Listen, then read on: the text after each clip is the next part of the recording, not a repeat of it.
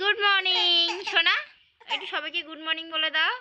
বাবাই তাকাও, দেখো এই জামাটা আমার দিদিমা শাশুড়ি দিয়েছিল, গেঞ্জিটা আর কি। এখন দেখো একটু শর্ট হয়ে গেছে। বাবাই বলো গুড মর্নিং। তুমি উঠেছো ঘুম থেকে? তোমার মা সকাল থেকে কাজকর্ম করে গেছে। জানো 10:30 বেজে গেছে, আর আমি সকাল থেকে এত কাঁচা ধোয়া মানে আর পাচ্ছি না, মানে পরিশ্রমের শেষ নেই যাকে বলে। গাইস এখন 2টো বাজতে যায়, শাশুড়ি মা এখনো আসেনি। এটা দেখো আমার কিভাবে যে কখন কেটে গেছে আমি বুঝতেই পারছি না, সকাল থেকে দেখছি জ্বালা করছে।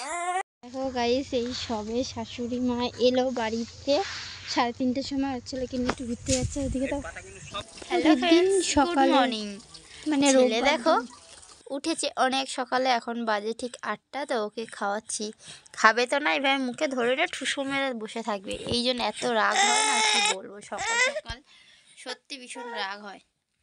আর কালকে বিকালেই 3:30টার সময় মা চলে এসেছে, তোমাদেরকে বল। এ বাবা